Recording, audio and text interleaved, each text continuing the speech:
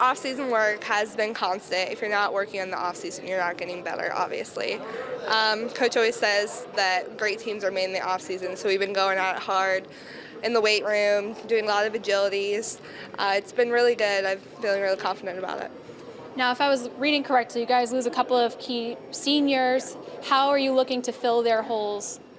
The rest of us seniors and other underclassmen are just going to step up and work hard like we always have. That's all you have to do. You just have to work at it. It's not going to be given to you, and you just have to respect that.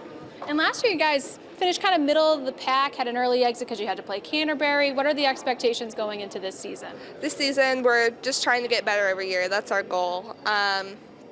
Last year, we made it to second round of sectionals. This year, we would love to see ourselves go to the championship, of course.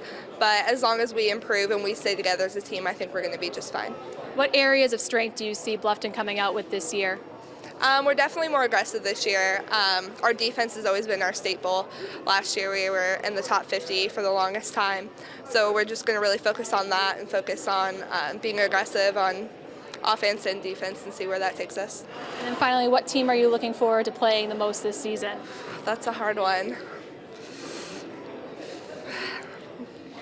I'd say probably Woodland, or we're playing Canterbury senior night, so that'll be nice to get back at them maybe. We've all worked really hard individually. Just we focus on a lot of our specialities, just like ball handling, shooting, just mainly what we do. Been in the weight room and conditioning. So, what do you see the strength of this year's team being? like she said, defense has always been our staple. So mainly that we need to step it up offensively more. Yeah, have you guys been working on your shooting at all and getting past that kind of middle of the road bump that you guys got stuck on? Definitely. I know a lot of our guards have been putting in time with the ball handling and shooting, so hopefully that'll progress this year. What do you see as the biggest area of growth from Bluffton from the end of last season through the off season as you guys get ready for practice? That's a tough one. I don't know. We've just tried to stay together as a team and just overcome adversity and mainly that. What are the goals and expectations heading into the season?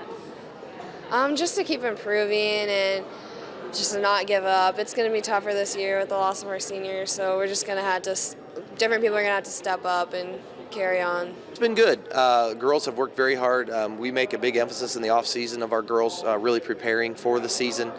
Spend a lot of time in the gym, getting a lot of shots up, working on their skill work, working on their physical conditioning, so it's been good. Girls said that defense always a staple here at Bluffton, but where have you seen the girls working to improve their offensive game?